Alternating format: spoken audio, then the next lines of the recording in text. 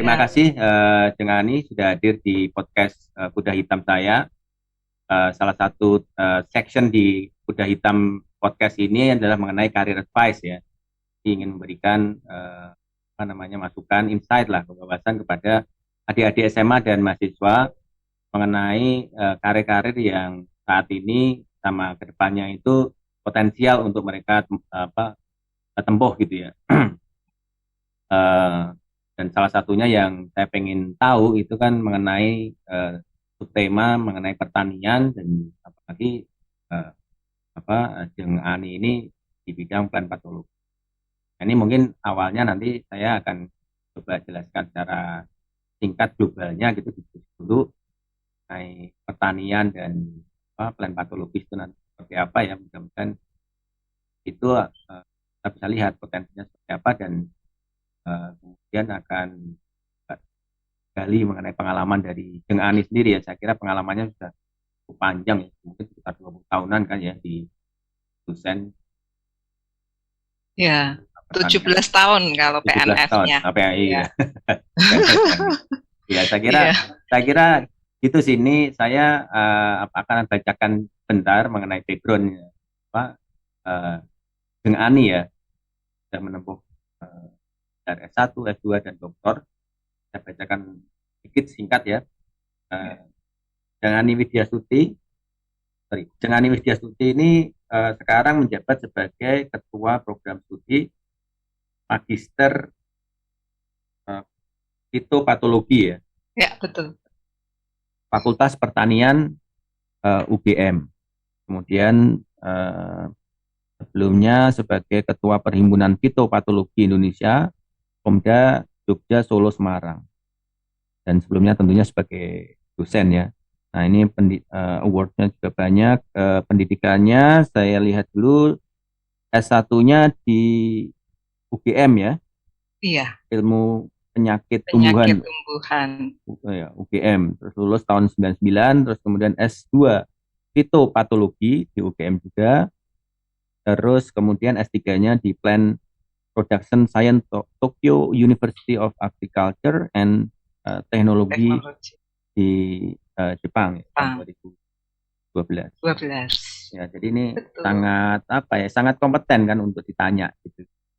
Apalagi dengan apa namanya konteks kekinian eh, apa pangan ya, produksi pangan, terus kemudian climate change, Ya, beberapa betul, hal yang ke betul. depan itu apa, menjadikan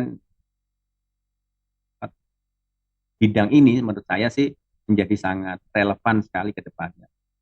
Nah ini kalau saya melihat ya, ini mohon nanti dikoreksi karena kita ngobrol-ngobrol, ini kan saya tadi sudah mengawali bahwa menurut saya bidang ini tuh akan potensial ya, baik sekarang maupun ke depan itu Hmm. akan semakin naik gitu. Nah ini mungkin mohon dijelaskan gitu, dengan ini kira-kira betul nggak pandangan saya ini, karena climate change terus kemudian dengan banyaknya makin banyak orang kan tentunya Hmm. akan dibutuhkan suatu pengetahuan ya Ya. kita mengelola tanian itu supaya ramah lingkungan dan juga Ya. bisa memenuhi kebutuhan manusia gitu yang makin bertambah. Itu mohon dijelaskan ya. Terima kasih. Oke, makasih Om Nunung. Ya, Sebelumnya aku appreciate banget ya sama podcastnya. Ini luar biasa. Ini Pak Ketua Ikatan Keluarga Alumni CJ 93 ini. Terima kasih ya. sudah diundang dan diajak ngobrol-ngobrol gitu ya. Dan apa ngomongin tentang pertanian, terutama especially itu untuk bidangku, yaitu ilmu penyakit tumbuhan atau plant patologi atau fitopatologi. Itu sebenarnya sama, mungkin adik-adik ini nanti kan harapannya juga bisa didengar oleh adik-adik SMA, kemudian sekarang nyebutnya SMU ya, SMU, kemudian juga apa adik-adik mahasiswa gitu ya. Mungkin sedikit saya kenalkan dulu ilmu penyakit tumbuhan itu plant patologi atau fitopatologi itu sebenarnya sama, yang satu bahasa Indonesia, bahasa Inggris Hmm. sama bahasa aslinya bahasa Latin gitu. Tapi memang semua sama, dan bahkan kalau di untuk S2-nya itu memang sudah diadopsi fitopatologi tapi dengan bahasa Indonesia gitu ya. Jadi fito itu tumbuhan, patologi itu penyakit. gitu. Nah, benar banget tuh tadi yang disampaikan Om Nunung. Jadi pertanian itu kan jelas ya, kita butuh pangan gitu setiap hari gitu. Nggak cuma makanan yang mungkin dulu generasi kita dengan generasi anak-anak kita saja sudah beda makanannya gitu ya. Kemudian kebiasaan makan itu juga beda gitu. Nah, semakin maju itu kan selain kebutuhan akan pangan tercukupi, pangan yang sehat itu kan juga penting banget ya. Tadi makanya Om Nunung menyebutkan tentang bagaimana pertanian ramah lingkungan, itu arahnya juga ke sana. Jadi pangan yang sehat, pangan yang aman gitu. Nah, itu salah satunya, memang salah satu pilarnya itu ada di penyakit tumbuhan gitu. Jadi memang kalau kita, apalagi memang aku kan kerjanya di universitas ya Om ya. Kalau di universitas kan memang sudah sangat spesifik ya, bidang itu kan menjadi sangat-sangat sempit begitu. Tetapi sebenarnya ini adalah satu bagian dari seluruh bagian luas yang tujuannya ya tadi menyediakan ketersediaan pangan, pangan sehat, pangan aman gitu, dengan memperhatikan fokusnya kalau kesehatan, kalau penyakit tanaman itu adalah kesehatan dari tanaman itu gitu. Kalau tanamannya sehat gitu ya, kalau tanamannya sehat itu kan untuk kita konsumsi itu juga nanti akan memberikan pangan yang sehat. Pangan yang sehat tentu saja generasi yang sehat, Indonesia yang kuat ya, kayak gitu alurnya. Nah, memang banyak tantangan saat ini selain dari jumlah penduduk, kemudian juga kebutuhan tuntutan tadi ya, variasi pangan itu tuntutannya sekarang luar biasa gitu, nggak kayak zaman kita dulu tuh mungkin belum begitu bervariasi, belum lagi climate change yang saat ini memang kita aja udah kerasa banget nih sekarang itu suhu udah mulai naik kayak gitu. Nah, bagaimana tanaman ini juga bisa bertahan gitu. Nah, memang terutama meskipun dalam bidangku itu lebih ke tanaman itu bagaimana dia sehat terhadap stres biotik. Jadi stres terhadap penyakit yang disebabkan oleh, kalau di manusia itu kuman gitu Om. Nah, kalau ini itu lebih ke misalnya penyebab penyakit gitu ya, kayak gitu, yang mikroorganisme itu yang lebih bidang yang lebih kupelajari. Tetapi kami juga menyadari bahwa ke depan tantangan bagaimana peningkatan suhu global, kemudian perubahan iklim, misalnya badai, kemudian misalnya kayak angin, perubahan pola angin dan sebagainya, itu tidak hanya secara langsung mempengaruhi di tanaman, tapi juga mempengaruhi di mikroorganisme yang tadi yang menyebabkan sakit, tanaman sakit itu tadi. Makanya memang kita itu ini punya challenge yang besar banget di situ gitu. Nah, ini memang tidak hanya karena aku bekerja di bidang itu mengatakan bahwa ini penting begitu ya. Tapi memang ya kenyataannya demikian gitu Om. Betul Om Nunung. Jadi pandangan saya secara umum relatif bisa diterima begitu ya, bahwa ini menjadi bidang yang penting gitu kan. Nah, ini kan sebetulnya saya coba flashback ke personal dari Jeng Ani ya, misalnya SMA gitu. Karena ini kan kita mau coba kasih lihat bahwa bidang-bidang ini itu penting nih sekarang, itu akan banyak, akan besar ke depan. Nah, pada saat dulu waktu di SMA Jeng Ani kan tentu beda ya zamannya sekarang ya. Waktu itu kita, mohon maaf saja karena tahun 90-an itu saya kira pertanian masih underdog ya. Iya. Underdog, jadi orang mungkin tidak terlalu concern ke sana gitu. Misalnya jadi petani gitu kan. Iya. Petani sih gitu. Betul. Nah, ini waktu itu kan mungkin masih banyak yang orang yang mau masuk ke pertanian. Ini pertimbangan Jeng Ani masuk ke pertanian waktu itu apa di SMA gitu.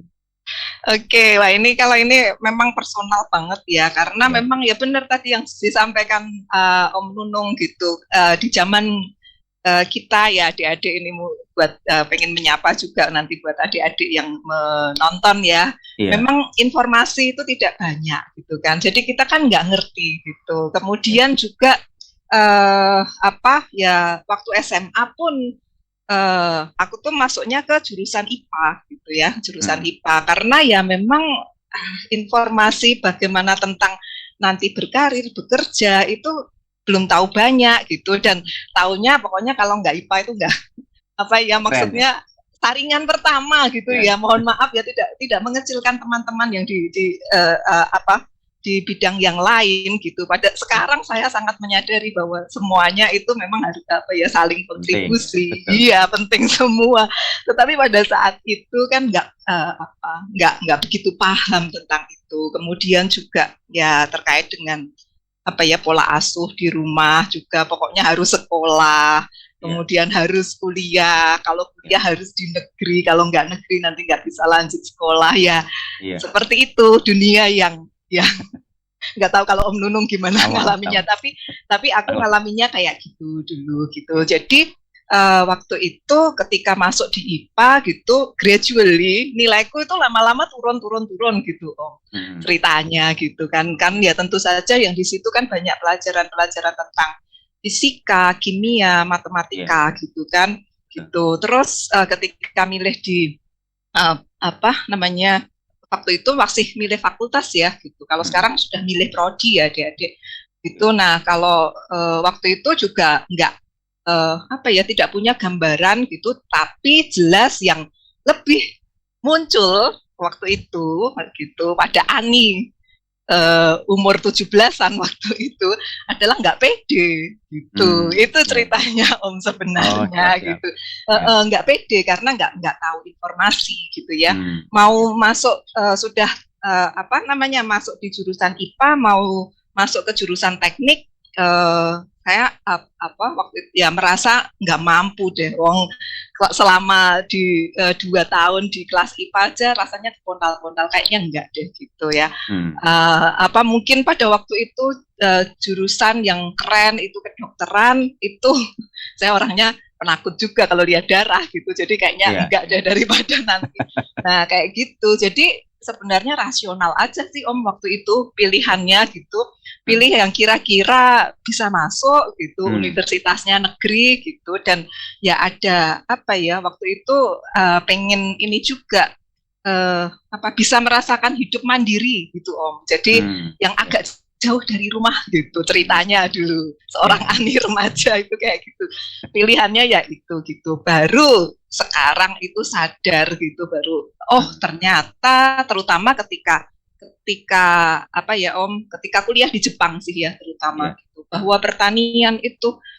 di Jepang terutama pertanian kayak gini ya mereka concern banget ya dengan pertanian bahwa pertanian itu ya hubungannya dengan pangan gitu dan relate-nya itu luas banget karena kita masuknya ke life science jadi teknologi yang di ilmu kesehatan kedokteran itu semua teknologi yang dipakai untuk penelitian itu sama gitu kayak gitu sedikit ya Om apa namanya mungkin biar adik-adik juga tahu bahwa ketika aku S3 itu sudah lulus 10 tahun yang lalu ya jadi masuknya itu sudah 12 tahun yang lalu pekerjaanku itu mengamati ekspresi apa ya dari tanaman yang stres gitu jadi melihat gennya ketika tanaman itu stres gitu metodenya itu dengan QRT-PCR yang saat ini setiap hari kita dengar terutama untuk swab apa namanya SARS-CoV-2 itu begitu kan metodenya pakai QRT-PCR dan itu aku belajar waktu S3 dan hampir setiap hari itu pekerjaanku itu apa melakukan itu gitu nah jadi kalau teknologinya sekarang sangat dekat jadi mungkin lebih ke bioteknologi ya kalau orang menyebutnya sekarang molekuler gitu seperti itu jadi pengembangannya seperti itu gitu. Nah dulu kan nggak tahu gitu Om ceritanya. Ya ini sebenarnya menarik sih bahwa memang pada apa zaman kita itu informasi nggak banyak dan itu pengaruhnya memang ke rasa ini ya rasa PD satu yang kedua menurut saya sih memang pandangan kita itu jangka pendek sekali. Betul. Masuknya ke IPA biar apa biar gampang cari sekolahnya dulu kan gitu kan. Iya benar banget. Karena IPA bisa pilih IPC juga kan gitu. Iya. Jadi apa ya Om? Kalau bahasa Jawanya itu rada ngawu-awu gitu ya. Iya. Ya, itu memang tidak lepas juga dari itu tadi ya, di rumah juga mungkin juga informasi juga dari yang diperoleh oleh orang tua kita juga tidak seluas yang sekarang ya. Iya, betul, betul. Bagaimana cara mendapatkan informasi dari orang-orang yang tepat mungkin juga terbatas. Iya, Sekarang benar kan banget. ya seperti ini lewat komunikasi lewat Zoom dan segala macam udah bisa cepat sekali menyebarkan. Iya. Taruh di YouTube dan orang lihat oh iya ya impact-nya ini pekerjaan yang dengan lakukan ini sangat luas impact-nya. Life science kata Iya, kuncinya tadi betul. kan life science ya gitu ya. Iya, life science gitu. Itu kan menarik ya. Iya. Nah, ini Iya. lanjut ya. Iya, iya, silakan. Tadi dari SMA. Kemudian masuk ke pertanian. Pertanian itu pun sebetulnya tadi karena ada rasa yang lebih karena situasi pada saat itu membuat bahwa dengan ini mungkin secara realistis masuk ke pertanian yang kira-kira Iya, betul. mampu Ya gitu itu ya. pragmatis banget Pragmatis gitu banget. pilihannya. Pokoknya yang penting keterima. Itu bener loh, Om. Itu bener. Iya. Nggak ada. Jadi tapi apa ya, karena ini juga kita mungkin adik-adik menyimak ya. Tapi Iya. itu zaman yang berbeda ya adik-adik. Betul. Sekarang informasinya sudah sangat banyak. Jadi silakan dipelajari dulu karena mudah sekarang dapat informasi itu. Nah, ini kan bisa juga belajar dari bahwasannya memang karir yang ditempuh itu tidak selalu harus bisa direncanakan sejak awal ya. Iya. Bisa berkembang juga nanti pada saat betul banget. Mahasiswa ada kita sendiri tak di sini ya. Iya. Pilihan kan. Benar Itu banget. hal-hal yang bisa dipelajari juga dari Jeng Ani kan. Iya. Nah ini lebih lanjut ke waktu jadi mahasiswa ya. Kemudian ada opsi untuk bekerja misalnya nanti setelah selesai kuliah kan di bidang yang lebih ke praktisnya. Iya. Kemudian ada opsi juga pasti kan. Iya. Ternyata bisa menjadi dosen. Nah ini dengan ada opsi itu kira-kira pada waktu itu gimana nih ceritanya kemudian bisa memilih untuk dosen lebih memudahkan sana. Oke, iya. Ini juga ceritanya juga personal banget ya. Tapi benar tadi yang disampaikan Om Nunung bahwa ya teman-teman juga banyak bekerja, ada yang di perusahaan misalnya, karena apa ya di tempat kami belajar tentang kultur jaringan, jadi ada misalnya di perusahaan untuk nursery gitu, pembibitan bunga-bunga anggrek atau di chemicals, agrochemicals itu juga banyak, kemudian di pupuk atau di lapang di perusahaan-perusahaan memang di di company agroindustri kayak gitu juga banyak gitu ya. Nah ya ini juga kalau aku juga ngalir juga sebenarnya Om. Jadi ketika lulus, aku tuh lulus S1 itu lama Om gitu ceritanya gitu. Lama itu karena ya sebenarnya mungkin ini ya. Jadi ada cerita personal juga di balik itu gitu. Jadi intinya bahwa pola asuh yang aku alami gitu itu waktu sampai kuliah itu tidak menyiapkan aku tuh bertemu dengan masalah kayak gitu. Jadi lamanya itu biasalah anak kuliah itu ketika deskripsi kayak gitu. Karena nggak ngerti caranya bagaimana memanage suatu masalah kayak gitu. Itu zaman dulu pun tidak seperti sekarang ya, informasi juga sebaiknya begini sekarang juga banyak gitu ya. Nah memang lama waktu itu gitu, termasuk lama, tapi untungnya zaman kita dulu kuliah lama itu kan no problem ya Om. No problem, iya. Kayak gitu. 7 tahun masih ada. Iya benar. Nah itu selain, tapi sebenarnya aku kuliah itu juga kesana kemari waktu itu karena aku juga masih aktif di dulu namanya gelanggang mahasiswa. Jadi kan aku sejak kecil kan suka nari ya Om ya. Jadi itu masih masih berkegiatan kayak gitu. Jadi ya menikmati banget. Jadi mahasiswa, apalagi ketika ada masalah gitu pengennya malah lari ke situ lari. Ya. Iya, biasa. Gitu sih Om. Tapi nggak apa-apa sih, maksudnya sebuah proses pembelajaran itu menarik ya karena ya itu lari ke kegiatan yang lain. Aku sempat magang 1 semester waktu itu di Bank BNI juga yang nggak ada kaitannya, hanya memanfaatkan karena status mahasiswa kan gitu. kayak Ya. gitu. Tapi di situ aku belajar ya, maksudnya oh ya memang lama waktu itu kuliahnya mampir ke Ya. sana kemari banyak kegiatan gitu. Nah terus sehingga waktu akhir-akhir lulus itu nggak tahu gimana aku mulai bisa dekat dengan dosenku gitu ya. Awalnya yang Ya. kalau ada masalah kita melarikan diri gitu, lama-lama Ya.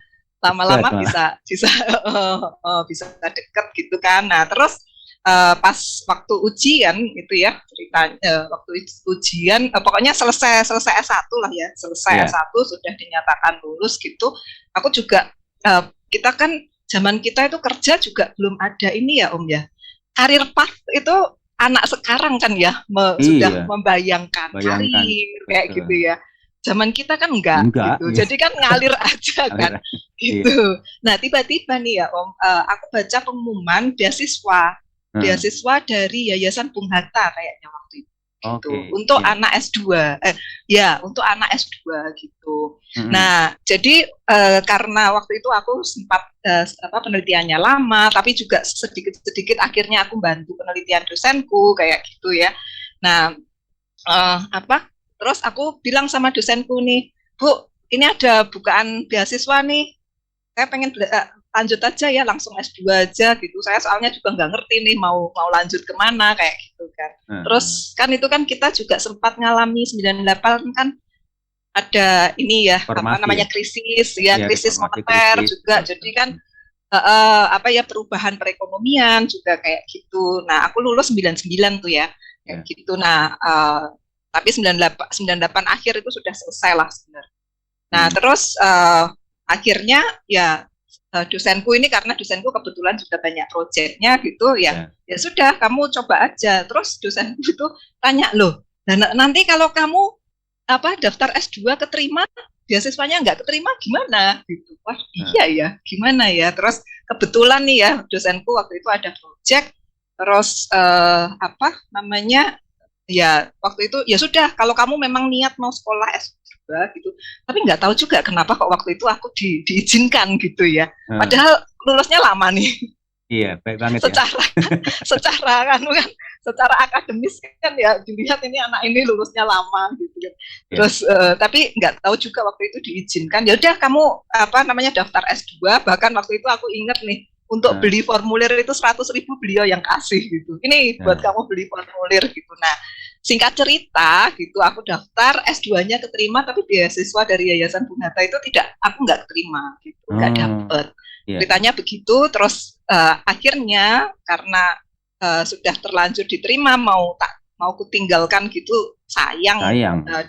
Dosenku kan, udahlah eman-eman, udah kamu sambil kerja. Jadi aku S2 itu sambil kerja Om. Jadi asisten project gitu ya, dari dosenku ini gitu. Kemudian aku dibayar, tetapi tidak dibayar bulanan, tetapi digunakan untuk bayar SPP gitu kontraknya selama 4 semester.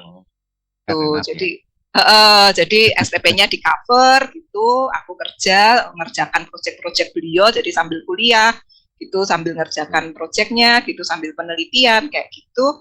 Nah ya kebetulan saja selesai S2 itu, terus karena butuh tenaga dan aku belum dapat pekerjaan yang firm gitu, terus masih apply gitu, tapi ya bantu-bantu di departemen. Terus pas ada bukaan dosen dan ya terus apply gitu. Itu pertama kali generasi bukaan dosen yang open. Kalau sekarang kan juga ya Om, pasti kan open kan ya itu ya. Jadi tahun 2003 sampai 2005 itu aku magang gitu istilahnya. Gitu ya sudah, karena juga nggak banyak info tentang pekerjaan ya, apalagi untuk master ya, lulusan master gitu ya. Jadi aku magang di departemen waktu itu. Terus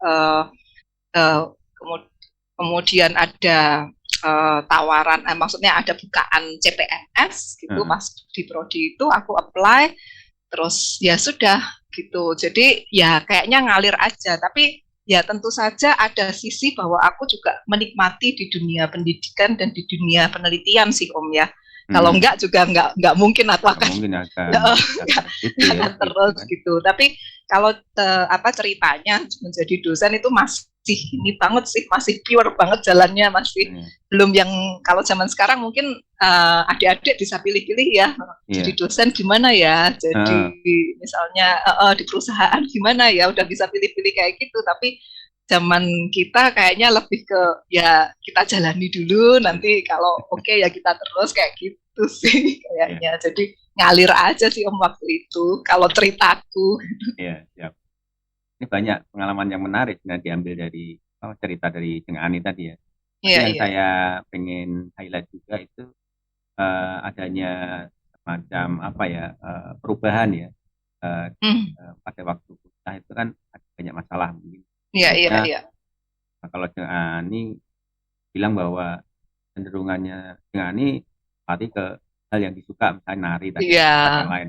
Kemudian hobi lah gitu. Kemudian ada perubahan yang cukup signifikan nih menurut saya itu tadi bahwa dosen yang sebelumnya mungkin banyak ada ketidakcocokan mungkin barangkali ya, saya nggak tahu, tapi kemudian menjadi dekat. Nah itu kan titik balik kan ada di situ ya. Iya. Nah itu mungkin bisa diceritakan bahwa sebenarnya pada waktu kuliah ini sebenarnya banyak hal-hal yang kadang-kadang kita memang harus pada saat tertentu memang harus lebih firm untuk bisa menyelesaikan hal yang kita hadapin. Itu kira-kira boleh nggak dengar cerita tentang itu, karena menurut saya itu titik balik juga sih, sehingga akhirnya kan jadi ke arah dosen tadi diarahkan juga kan ke sama betul ya. Kalau nggak ditawari sama dosenku tadi juga tidak akan stay di situ kali ya gitu. Iya betul. Iya benar banget. Jadi ya ternyata ya seperti tadi ya Om, yang aku ceritakan gitu, aku lari ke sana sini, aku magang gitu, kayak gitu kan, di situ kan belajar bekerja juga ya. Jadi terus ya walaupun di hobi tapi kan juga waktu itu di unit kesenian, entah itu tari ataupun paduan suara juga aktif aku waktu itu. Itu kan pasti kita juga ada banyak proyek kayak gitu ya. Jadi kan ya di situ juga belajar untuk memanage sesuatu gitu kan ya. Itu yang aku awal itu justru malah dari kegiatan itu. Jadi memang ya buat adik-adik juga yang punya hobi itu memang penting banget untuk disalurkan hobinya gitu. Itu juga bagian dari diri kita yang akan membantu kita ketika ya kita kehilangan keseimbangan itu tadi gitu. Kayak gitu sih. Ya lama-lama akhirnya kan ya mikir, lah ini kalau penelitian nggak aku selesaikan, mbok sampai kapanpun aku melarikan diri ya nggak akan selesai, nggak akan ada yang menyelesaikan kan gitu kan ya. Nah ini kan zaman aku tidak pernah punya pengalaman seperti itu sebelumnya gitu Om. Jadi dari mulai aku yang dari gabus sekolah ke Pati itu orang tuaku itu sangat menyediakan kebutuhanku gitu loh Om. Jadi nggak pernah tahu bagaimana memanage sebuah masalah kayak gitu. Nah ketika kita hanya gagal sedikit dalam penelitian, sebenarnya bagi seorang dosen mungkin ya, yang misalnya aku melihat sekarang itu ya ini bisa diulang, ya ini bisa diamati lagi, ya nggak apa-apa, ini bukan gagal kayak gitu. Tapi bagi seorang anak muda gitu, itu kan kalau kita nggak punya pengalaman gagal, itu kan itu down banget kayak gitu. Itu perasaan down pertama yang memang aku kenali waktu itu sih Om gitu, dan berusaha untuk ya akhirnya bangkit lagi ya, karena ya sudah kelamaan kesana kemari, temennya udah pada lulus gitu. Dan lain juga. Iya, terus kebetulan juga dosenku ini orangnya memang perhatian banget gitu. Jadi ya sering nyari juga beliau gitu.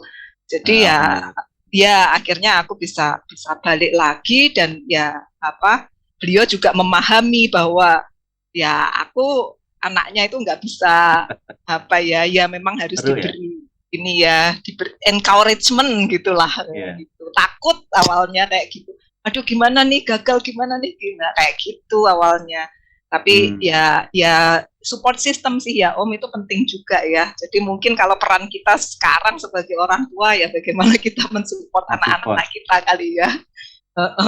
Itu yang membuat tadi bisa bangkit lagi, ternyata selesai juga gitu. gitu. Dan justru ketika S2 itu bisa dibilang itu aku lancar banget gitu. Karena Iya kan? yang S1 ini sudah ngalami yang Iya. benar-benar kayak apa ya Om, kayak mutung dengan penelitian gitu loh, karena ini gimana sih gagal terus kayak gitu. Tapi S2 itu sudah mulai belajar ya, memanage, oh harusnya ini disiapkan begini, ini disiapkan begini kayak gitu. Jadi sudah jauh lebih lancar.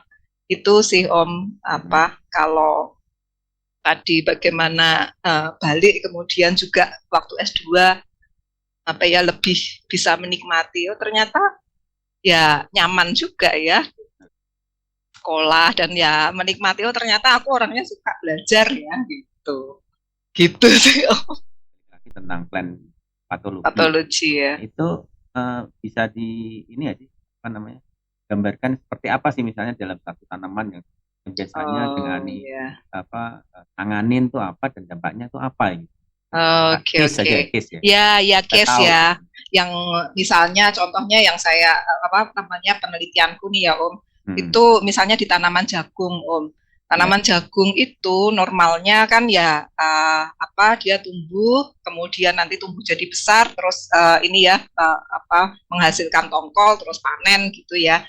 Nah salah satu penyakit yang ternyata itu apa terjadi pada usia si jagung ini masih bibit, jadi umur dia 7-10 hari kayak gitu-gitu ada kelompok yang mirip jamur gitu ya, pokoknya mikroorganisme gitu yang menyebabkan dia itu jadi dwarf, jadi kerdil gitu, terus jadi kuning dan nggak bisa gede lagi. Itu penyakitnya dinamakan penyakit bulai.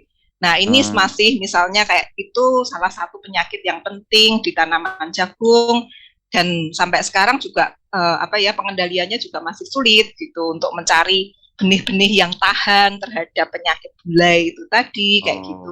Karena kalau ini nggak ditangani kan jagungnya nggak bisa panen. Gitu. Padi juga begitu.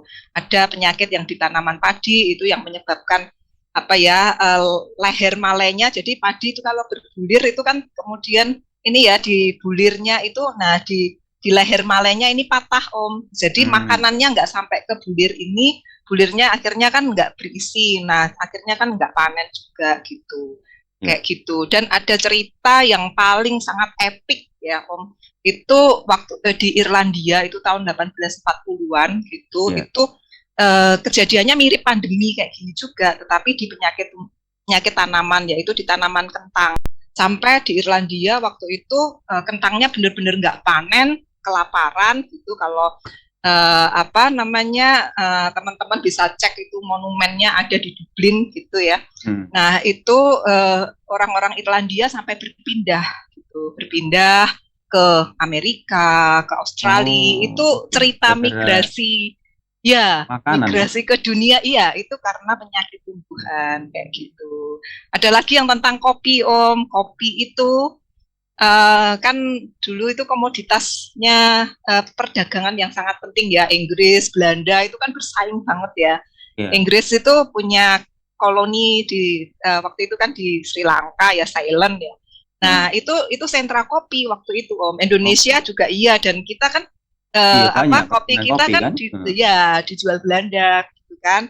Nah ceritanya karena ada penyakit pada tanaman kopi itu, kopi Arabica terutama, itu akhirnya benar-benar kopi Arabicanya punah pada saat itu tahun 1800-an juga. Tuh, nah akhirnya akhirnya sekarang di Ceylon itu terkenal dengan diganti komoditasnya, diganti teh gitu. Makanya di Inggris sekarang itu jadi terkenal kayak English tea, English breakfast tea kayak gitu. Jadi kayak mengubah peradaban kayak gitu. Di Indonesia itu terus masuknya kopi robusta itu karena penyakit luar. Jadi ceritanya itu kalau kita belajar dari historinya, iya dengan itu masih relate sama kita sekarang. Jadi itu sih yang kita pelajari, terus bagaimana kita mengelolanya. Dan mengelola ini kan yang namanya mengelola kesehatan gitu. Kita mengelola kesehatan tubuh kita aja kan harus dari fisiknya kayak apa, tidurnya cukup, nutrisi makanannya cukup kayak gitu ya. Belum tambah lagi sekarang ada ilmu microbiome gut kayak gitu-gitu ya. Jadi makanannya harus yang menjaga kesehatan usus kayak gitu. Nah sama sih sebenarnya di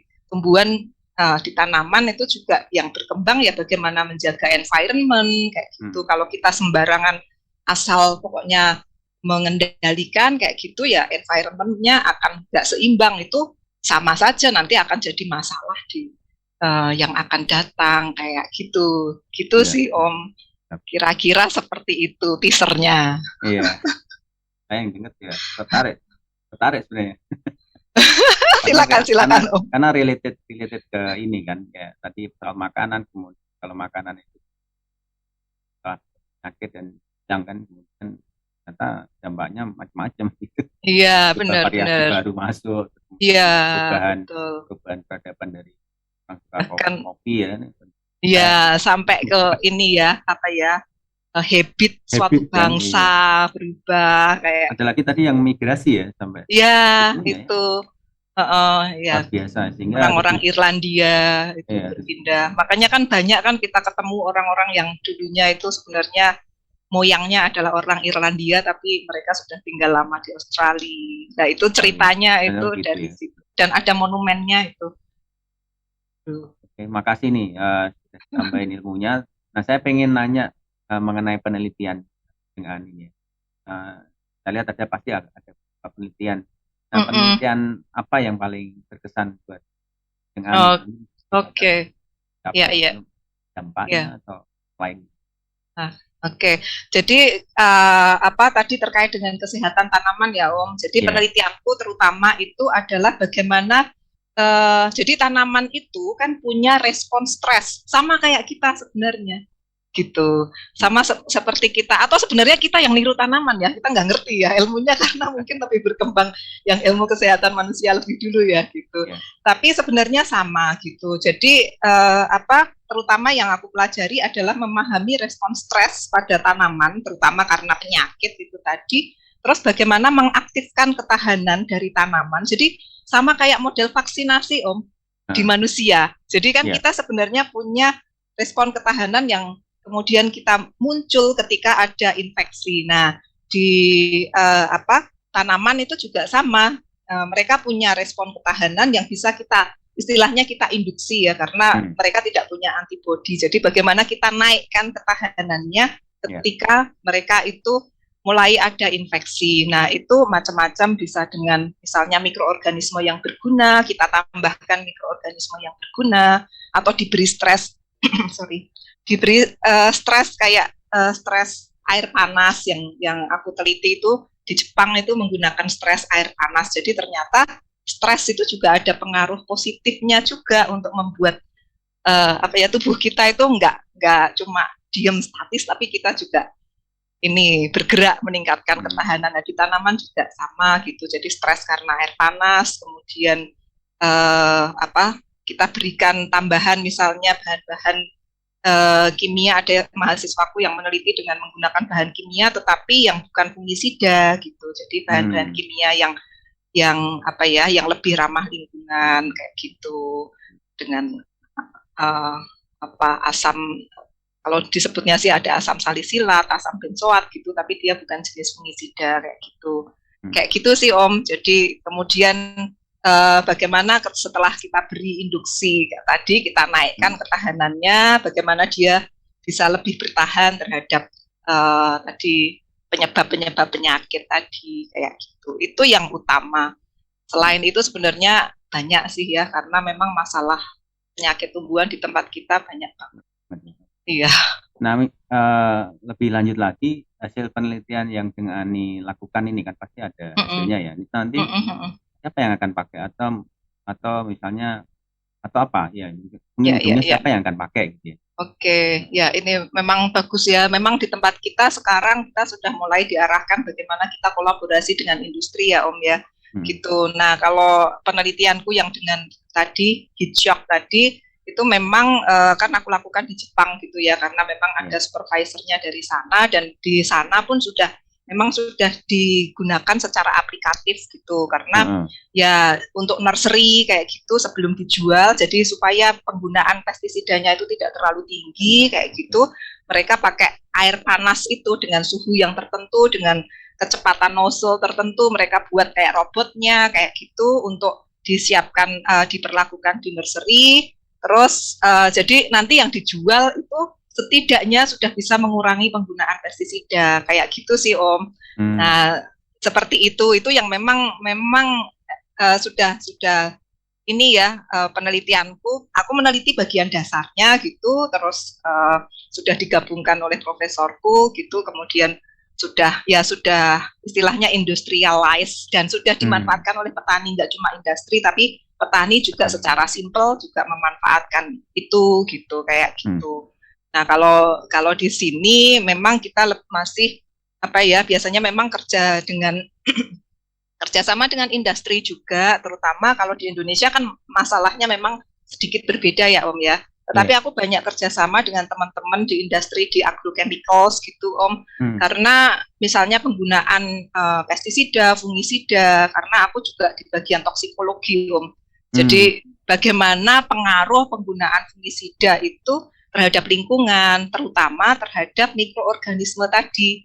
Karena banyak mikroorganisme itu karena penggunaan fungisida di Indonesia yang masih belum maksudnya masih kurang bijaksana lah ya, masih intensif, terlalu intensif gitu, banyak kasus resisten Om kayak gitu. Jadi kalau pernah dengar tentang bakteri yang resisten terhadap antibiotik, nah yang aku pelajari di lapangan itu adalah jamur yang resisten terhadap fungisida. Nah, kita mencoba memetakan kayak gitu dan kita juga memberikan edukasi ke petani, terutama petani-petani yang sudah senior supaya bagaimana kita menggunakan fungisida secara bijaksana karena ternyata seperti ini loh. Karena kalau sudah resisten kan semuanya susah. Gitu. Industrinya juga nggak bisa jualan lagi, petani juga kesulitan karena nggak bisa mengendalikan gitu. Kita di akademisi, di riset itu juga pusing ini bagaimana kayak gitu, tapi sebenarnya itu sebenarnya kan kita harusnya kan memang di pengelolaan. Nah kayak gitu sih Om kerjasamanya salah satu yang aku lakukan. Oke, clear ya dari Ani.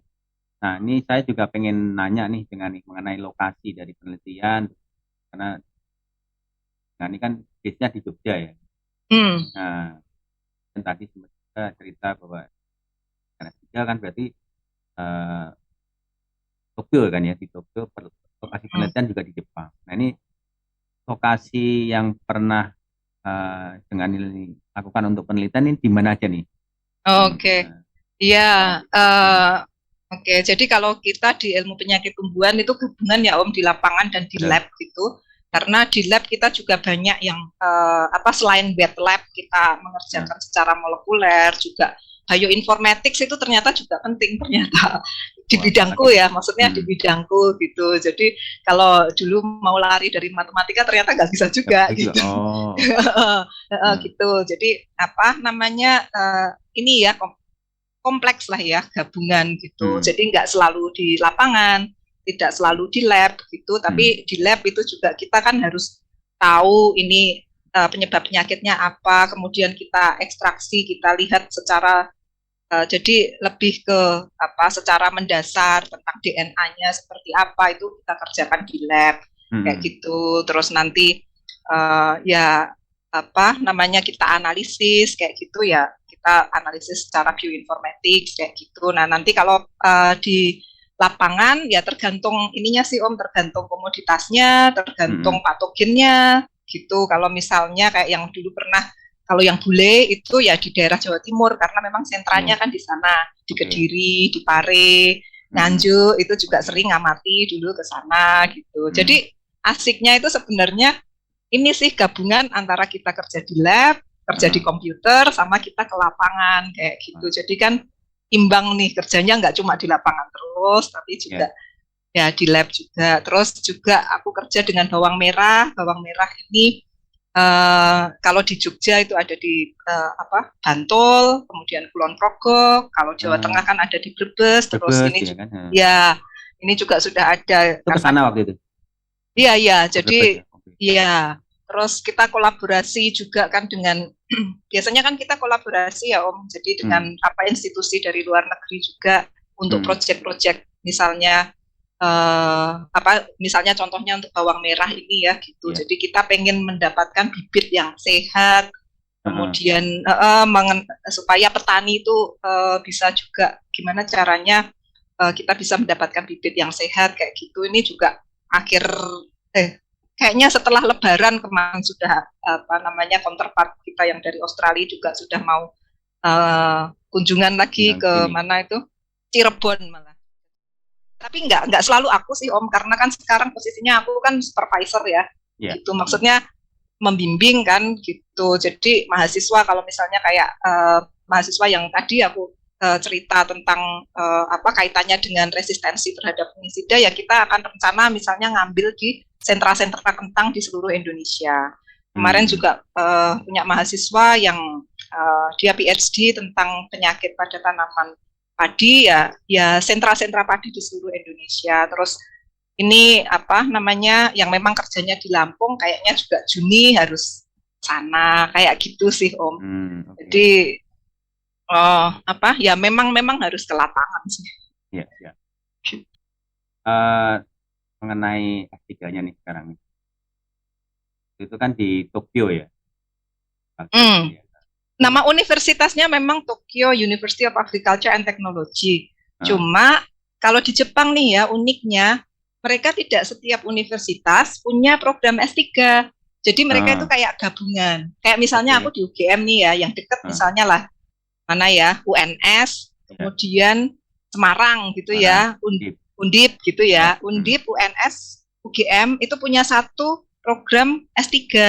Induknya di UGM kayak gitu. Nah, di Jepang itu seperti itu. Jadi risetku itu sebenarnya di Ibaraki nama daerahnya. Ya, di universitasnya juga di Ibaraki, tapi ijazahku itu keluarnya Tokyo University of Agriculture and Technology. Itu just administratif aja sih kalau buat mereka. Efisien jadinya. Gitu. Nggak harus setiap universitas itu punya kayak program S3 kan juga nggak banyak ya yang sekolah S3 gitu. Kalau misalnya di tempat ya mungkin sekarang banyak karena juga banyak kebutuhan menjadi researcher, menjadi dosen gitu. Tapi kan nggak sebanyak S1 gitu maksudnya. Iya. Pengalaman apa yang bisa diambil dari ini ya waktu menempuh S3 di Jepang? S3 di Jepang, wah macam-macam ya Om itu. Dari mulai yang stres karena nggak paham bahasanya, karena aku sekolahnya di Ibaraki Om. Beda kalau mungkin sekolahku di Tokyo waktu itu orang Indonesianya, orang internasionalnya belum banyak, masih sangat sedikit gitu, masih sangat sedikit. Ya, itu kan khusus College of Agriculture, jadi kebetulan College of Agriculture-nya itu memang benar-benar di daerah desa, di daerah pertanian. Karena Ibaraki punya Faculty of Engineering-nya itu di Hitachi gitu, yang memang terkenal dengan produk-produknya gitu ya, kotanya Hitachi, kota teknologi. Nah kalau aku di pertanian itu di desa gitu, nah itu nggak banyak yang mahasiswa internasional waktu itu, jadi kan aku harus menyesuaikan diri gitu. Nah ceritanya kebetulan saja memang dari sisi beasiswa itu aku dapatnya akhirnya itu beasiswa Indonesia Om gitu. Aku berusaha untuk dapat beasiswa dari non-Indonesia, maksudnya dari pemerintah Jepang, kemudian dari perusahaan Jepang kayak Hitachi, itu kan waktu itu ngasih beasiswa ya, tapi selalu gagal ceritanya waktu itu, gitu. At the end itu fail gitu, sampai aku merasa, padahal kan pengennya kan, aku sekolah ke Jepang itu jangan membebani uang rakyat gitu, sok-sokannya gitu kan. Di sini ada ya. Ternyata enggak gitu, ternyata enggak, gagal terus gitu ya, akhirnya pakai uang Indonesia. Nah dari situ kan terus ini ya, memang kayaknya aku sekolah ini memang harus kembali mengabdi untuk Indonesia gitu. Jadi dari situ dulu kan sudah menyiapkan hati gitu. Terus tentu saja di Jepang itu ya belajar banyak selain dari sisi teknologi tadi ya, karena pekerjaan lab seperti aku kan kerjanya banyak molekuler tadi ya Om ya, itu memang ya bisa dibilang terpuaskan banget ketika di Jepang gitu kan. Alat-alat itu nggak harus antri-antri ya, seperti itulah kira-kira. Ya itu dari ya sebenarnya di tempat kita sekarang pun lengkap Om, lengkap. Ya di lab kami juga sekarang juga semula sudah lengkap lah gitu ditingkatkan ya. Ya. Cuma kalau waktu itu memang di sana bisa puas lah ya, kita kerja di lab gitu dari pagi sampai malam kayak gitu. Itu tadi yang nggak usah ngantri itu kan satu keunggulan sendiri ya. Jadi iya. tidak menyita waktu jadinya. Benar. Ya, apalagi kan memang alatnya kan alat-alat yang bisa dibilang canggih ya QRT PCR itu kan sekarang memang banyak orang pakai gitu. Nah, itu aku sehari itu benar-benar aku bisa pakai sendiri gitu kayak gitu. Aku pakai terus, jadi cepet kan, kita cepat dapat data kayak gitu ya. Jadi efisiensi itu jelas ya, kita belajar dari orang Jepang tentang itu. Terus setiap ini ya dipacu ya, jadi kan setiap minggu kita harus progres kayak gitu. Nah, itu kadang-kadang yang di tempat kita itu yang masih ini ya, maksudnya belum ada variasinya mungkin. Iya. Di dunia kita, maksudnya di Indonesia variasinya masih banyak. Kalau di sana semua sama kayak gitu. Ya. Itu yang bikin waktunya efektif. Terus ya belajar dari kehidupan orang Jepang itu banyak banget itu. Bahkan yang menurutku itu sangat-sangat mempengaruhi bagaimana aku maksudnya ya memandang ini ya, maksudnya cerita perjalanan hidupku, tanggung jawab kayak gitu-gitu itu yang kerasa banget itu ya dari dari bagaimana orang Jepang itu begitu kayak gitu sih, seperti itu terutama. Nah, itu yang kesan-kesan bahasa Jepang. Sedikit Om, karena kan itu tadi ya, jadi ceritanya long story short itu tadi aku nggak dapat beasiswa yang dari Max, yang dari Jepang kayak gitu, dapatnya dari Indonesia. Itu pun ceritanya aku harus berangkat duluan Om. Jadi waktu itu ketemu dengan calon profesorku itu di Indonesia gitu. Beliau pas datang di Indonesia, karena ya kita sebagai dosen memang harus ya, sekolah itu harus gitu ya mau nggak mau itu harus. Jadi aku approach gitu ya, kebetulan topik penelitiannya mirip gitu. Nah, beliau pas ada project, jadi beliau waktu itu, kalau kamu mau sekolah S3 ya berangkat sekarang gitu. Waktu itu ketemu bulan Oktober, Desember disuruh berangkat. Nah, gimana beasiswanya belum dapat, tapi kebetulan lagi aku ketemu dengan profesor yang baik lagi gitu, guru yang baik lagi. 3 bulan Om aku numpang di rumahnya beliau karena belum punya beasiswa gitu, ditanggung oleh keluarganya beliau gitu, bukan saudara, bukan ya. Jadi kadang-kadang memang kita nggak pernah tahu ya jalan hidup kita gitu. Apa yang bisa kita lakukan ya just do our best. Ya, betul. Pada saat ini ya kan Om gitu, nggak ngerti, itu benar-benar itu ajaib banget kalau diceritakan gitu ya. Jadi 3 bulan aku numpang di rumahnya beliau tanpa beasiswa gitu, belum punya beasiswanya karena masih ngurus gitu, dan diberi pekerjaan part time untuk ngurusi tanaman beliau gitu, panen asparagus, nimbangi kayak gitu, seperti itu waktu itu. Nah, diberi pekerjaan sehingga 1 semester pertama itu aku bisa pindah ke asrama yang murah gitu, terus juga mencari beasiswa di sana itu, dan 1 semester pertama itu sekolahku fee-nya karena beasiswa belum turun dapat keringanan dari pemerintah Jepang, jadi aku masuk sekolah di Jepang itu zero uang masuk, zero uang pangkal, dan zero SPP kayak gitu. Ya, karena belum dapat beasiswa dan ya beruntung bisa dapat itu. Terus dapat beasiswa yang kecil-kecil dari JASO waktu itu untuk 1 semester, sambil nunggu proses yang di Indonesia ini, akhirnya bisa dapat beasiswa di semester 2 waktu itu kayak gitu. Itu sih Om. Jadi ya terus akhirnya ya kayaknya memang harus kembali ke Indonesia gitu. Harus mengabdi di Indonesia, tapi ya seneng sih. Seneng karena ya ketemu seneng ketemu anak muda. Seneng ketemu anak muda. Walaupun ya pas mau lulus itu teman-teman satu lab gitu ya suka nanyain, nggak tahu bercanda atau beneran ya, kamu beneran mau pulang ke Indonesia? Nggak lanjut aja terus di Jepang. Ya, karena mungkin sudah cocok di sana ya sebenarnya ya, bisa jadi ya. Iya, kalau nyaman ya. Nyamannya ya. Ya, kalau kita sudah terbiasa, mungkin setahun pertama kita agak stres ya, karena mereka kan soal ketertiban dokumentasi itu kan too rapi much ya sekali. kadang-kadang ya di awal itu ya. Tapi kalau semua sudah terlewati itu nyaman kok Nyaman sih, gitu. iya. Iya. Jadi Tapi kalau ya bagaimanapun tadi ya kisah beasiswa tadi itu masih tetap melekat gitu ya, karena dari awal perjuangannya itu ada, nggak langsung dapet kan. gagal Beda, terus, beda jalannya terus gitu. kayak yang Ya, ya. nolong itu beasiswa dari Indonesia gitu ya. Memang aku harus pulang mengabdi ke Indonesia, dan ya ceritaku ini kan bisa aku bawa untuk apa ya, mahasiswaku terutama untuk Ya. menyemangati mereka gitu, bahwa ya kita nggak pernah tahu kok di depan itu jalannya seperti Nah, apa gitu.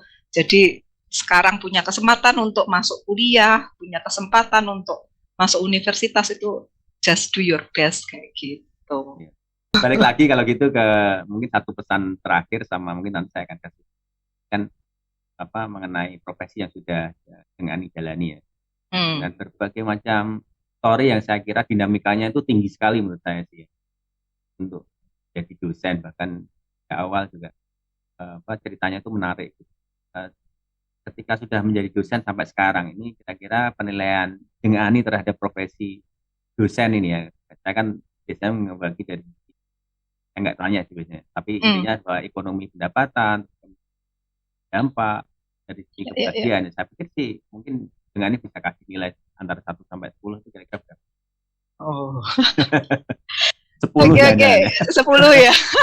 Iya, kalau buat aku ya, karena ya ini apa ya, standarnya kan bermacam-macam ya, kita Betul. nggak tahu standarnya ya. Tapi buatku gitu ya, karena ya akhirnya entah karena perjalanannya kemudian aku mendapatkan pasti keseimbangan dalam diriku gitu ya. Aku nyaman menjadi dosen dengan segala tuntutannya ya Om ya. Sekarang Iya. jadi dosen pun luar biasa tuntutannya, kita untuk riset, kemudian ya bagaimana kita membawa ilmu gitu, pembelajaran itu juga tuntutannya juga luar biasa. Tetapi satu hal yang jelas aku senang itu adalah bisa berkontribusi untuk terutama untuk membangun apa ya, menggerakkan anak-anak muda untuk terus belajar, untuk ini ya apa namanya, menemukan bahwa perjalanan berkarya itu indah banget, apapun karya yang nanti adik-adik pilih begitu ya, kayak gitu. Itu aku seneng gitu. Aku passionate banget untuk bisa ngobrol dengan anak-anak muda seperti itu gitu. Jadi kalau dari sisi apa misalnya tadi ekonomi gitu, karena apa ya, aku nggak tahu bagaimana membandingkan standarnya, tetapi buatku secara pribadi pada saat ini dengan segala tuntutannya itu buat kami sekeluarga itu sudah jauh lebih dari apa ya, lebih dari cukup begitu. Kalau diangkakan mungkin kalau aku berapa ya? Ya mungkin kalau 10 enggak lah ya gitu. Enggak ya. Ya. Tapi kalau 6 juga enggak, 8 Iya. lah ya kali ya Ya. kalau kayak gitu. Tapi ya itu karena ya aku sendiri menikmati value-value seperti itu Om, bagaimana bisa berdinamika dengan anak-anak muda gitu, ngompori anak-anak untuk mau belajar ya, Nah, itu seneng dia. gitu. Kayak gitu. Nah itu terus kalau dari apa ya, terhadap misalnya masyarakat atau ya value ku pribadi itu ya, karena aku merasa di situ aku merasa seimbang ya. Maksudnya sebenarnya kita sebagai dosen juga punya ini ya, apa namanya, tempat bagaimana kita benar-benar bisa membangun masyarakat lewat anak-anak muda itu. Nah kalau di situ itu ya aku bisa bilang kalau buatku sendiri, ini disclaimer ya Om ya, Iya, 10 sih Om gitu. Oke. Karena aku seneng gitu kayak Iya. gitu. Walaupun ya kadang penelitian pusing-pusing gitu, tetapi anak-anak muda itu buat aku energi banget gitu. Ketemu dengan mereka, berjuang bersama mereka itu buatku itu inilah ya, apa membuat kita, ayo kita berkontribusi, kita bisa gitu. Dan ya kita orang Indonesia itu ini kok keren-keren kok gitu. Iya, keren-keren. Setuju. Oke. Oke. Baik, ini Jeng Ani, terima kasih banyak atas insight-nya ya. Dan si apa adik-adik ini juga bisa mengambil intisari ya dari tiap kejadian yang mungkin saja nanti juga akan dialami oleh adik-adik gitu. Oke, Ceng Ani, terima kasih banyak atas Betul. waktunya. Selamat sore dan semoga sukses selalu ya dengan karirnya dan juga dengan keluarga.